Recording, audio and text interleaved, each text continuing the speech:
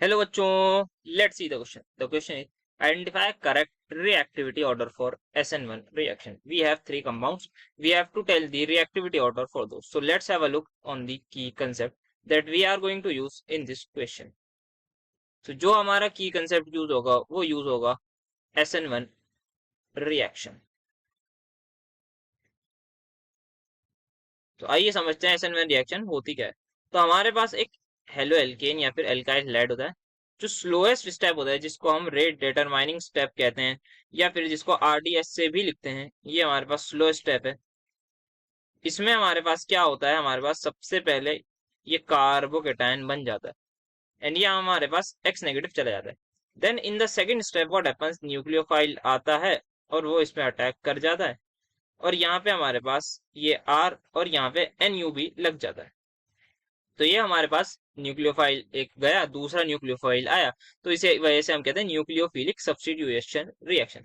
अब यहाँ पे रेट डिटरमाइनिंग स्टेप में क्या हुआ है, जो कि स्लो स्टेप है. यहाँ पे कार्बोकेटायन बना है, तो मतलब रेट जितनी जल्दी ये कार्बोकेटायन बनेगा उतनी तेज हमारी रिएक्शन होगी. तो जितना स्टेबल ये कार्बोकेटायन होगा उतनी फास्ट हमारी रिएक्शन होगी. तो जो SN1 रिएक्शन है that totally depends on the stability of carbocation. जितना ज्यादा स्टेबल कार्बोकेटायन उतनी तेज कार्बोकेटायन बनेगा, उतनी फास्ट SN1 रिएक्शन होगी. तो आइए इन तीनों कंपाउंड्स को समझते हैं.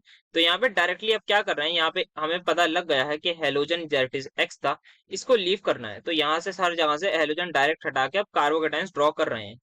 तो यहाँ पे फर्स्ट कार्बोकेटायन जो ड्रॉ होगा वो कुछ इस तरीके का ड्रॉ होगा. यहाँ पे हमारे पास यहाँ पे हम देख सकते हैं यहाँ पे लोन पेयर है. तो यहाँ पे देख सकते हैं क्लियरली रेजोनेंस प्रेजेंट है, तो ये बॉन्ड यहाँ पे शिफ्ट हो जाएगा हमारे पास और रेजोनेटिंग स्ट्रक्चर इसका एक हमारे पास आ जाएगा. तो उसको ड्रॉ करेंगे तो ये हमारे पास रेजोनेटिंग स्ट्रक्चर आ गया है. यहाँ पे पाई बॉन्ड शिफ्ट हो चुका है, यहाँ पर पॉजिटिव चार्ज आ गया है. अब अगेन यहाँ पे हम देख सकते हैं यहाँ लोन पेयर है, तो इसका मतलब ये लोन पेयर डोनेट कर सकता है. तो यहाँ एक और रेजोनेटिंग स्ट्रक्चर पॉसिबल होगा जिसकी वजह से ये बहुत ज्यादा स्टेबल हो जाएगा, जिसको हम बैक बॉन्डिंग भी कहते हैं. ये तो एक्सट्रीमली स्टेबल कंपाउंड हो गया है और यहाँ पे इस पे आ जाएगा पॉजिटिव चार्ज. तो यहाँ पे ये बहुत ही अच्छी रेजोनेंस है. बट यहाँ पे पॉजिटिव चार्ज किस पर है, यहाँ पे ऑक्सीजन पर है. ये बात हमें ध्यान रखनी है. Now second thing is, second compound जो हमारा है जहाँ पे नाइट्रोजन वाला कंपाउंड है उसको भी ड्रॉ कर लेते हैं. अगेन उसको भी डायरेक्टली कार्बोकेटायन ड्रॉ करते हैं, बिकॉज हमें पता है यहाँ पे कार्बोकेटायन बनेगा ही बनेगा, तो Cl हटा दिया. अब यहाँ पे इसका एक रेजोनेटिंग स्ट्रक्चर आ जाएगा हमारे पास, उसको ड्रॉ करते हैं सबसे पहले. यहाँ पे H और यहाँ पे ये बॉन्ड इधर शिफ्ट होगा, ये बॉन्ड एज इट इज रहेगा. यहाँ पे एक बॉन्ड आ गया, अब पॉजिटिव चार्ज यहाँ पे आ गया. तो यहाँ पे हमारे पास लोन पेयर है, अब ये लोन पेयर इधर आ जाएगा, ये लोन पेयर अगेन डोनेट हो गया. तो हमारे पास एक और रेजोनेटिंग स्ट्रक्चर जो ड्रॉ होगा वो कुछ इस तरीके का होगा. यहाँ पे ये पाई बॉन्ड और यहाँ पे हमारे पास पाई बॉन्ड तो है, बट अगेन पॉजिटिव चार्ज आ रहा है नाइट्रोजन पे. अब यहाँ पे हमारे पास ये दो स्ट्रक्चर्स हैं, एक स्ट्रक्चर में we have positive charge on nitrogen और एक में ऑक्सीजन पर. तो यहाँ पे जो इलेक्ट्रोनेगेटिविटी होती है वो ऑक्सीजन की ज्यादा होती है एज कम्पेयर टू नाइट्रोजन. तो हमारे पास जो ऑक्सीजन पर अगर पॉजिटिव चार्ज आएगा, ऑक्सीजन पर पॉजिटिव चार्ज आया, सो वो कंपाउंड हमारे पास लेस स्टेबल होगा. तो ये कंपाउंड हमारे पास लेस स्टेबल होगा. सो इसी वजह से हमारी अगर स्टेबिलिटी ऑर्डर में लिखना चाहूँ तो मेरे पास जो 2 का है वो ज्यादा हो जाएगा 1 से. स्टार्टिंग में यहाँ पे सब कुछ सेम था, यहाँ पे एकदम सब कुछ ड्रॉ था, मतलब सब कुछ स्टेबिलिटी बराबर थी. बट यहाँ पे जो है जब हम देख पा रहे हैं जो फाइनल स्टेप है, जो बैक बॉन्डिंग वाला स्टेप है, उसमें ऑक्सीजन ने लोन पे डोनेट करा तो ऑक्सीजन पर पॉजिटिव चार्ज आया, नाइट्रोजन ने करा तो नाइट्रोजन पर पॉजिटिव चार्ज आया. ड्यू टू विच हमारे पास जो इलेक्ट्रोनेगेटिविटी है वो हमारे पास नाइट्रोजन की कम होती है.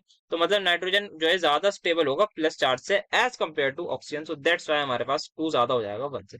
तो ना हमारे पास जो फर्स्ट वाला कंपाउंड था उसको भी ड्रॉ कर लेते हैं. यहाँ पे वी हैव बोरॉन, यहाँ पे डबल बॉन्ड और सिमिलरली यहाँ पे एक हमारे पास आ जाता है प्लस चार्ज.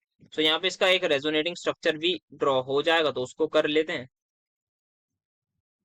तो ये बॉन्ड इधर शिफ्ट हो जाएगा, ये पाई बॉन्ड और यहाँ पे ये positive charge. So we can clearly see ये जो रेजोनेंस है आगे नहीं होगी, बिकॉज इसके पास कोई भी लोन पेयर नहीं होता. तो यहाँ पे नो लोन पेयर, एज यहाँ पे कोई भी लोन पेयर नहीं है तो इसका मतलब रेजोनेंस नहीं होगी. तो इसका मतलब इसके जो रेजोनेटिंग स्ट्रक्चर हैं वो लेसर है. तो laser number of resonating structure, laser number of resonating structure.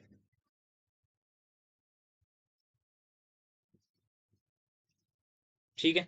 तो यहाँ पे इसके रेजोनेटिंग स्ट्रक्चर होंगे कम, तो ये मतलब सबसे कम स्टेबल आ जाएगा। तो मतलब जो 3 वाला है उसको सबसे पीछे लगा दीजिए, तो ये जो 3 वाला कंपाउंड था ये सबसे पीछे आएगा क्योंकि इसके रेजोनेटिंग स्ट्रक्चर ही कम है। तो 3 1 2 हमारे पास आंसर हो जाएगा। सबसे सॉरी, यहाँ पे हमने 1 2, अच्छा तो यहाँ पे 2 सबसे ज्यादा। ठीक है, तो 2 सबसे आगे होना चाहिए, तो 2 के बाद क्या आ रहा है, 2 के बाद 1 आ रहा है, 2 के बाद आ गया 1, देन 3 आ गया, तो यही हमारे पास आंसर हो जाएगा। तो final answer is going to be option number B. Hope you understood. Best of luck.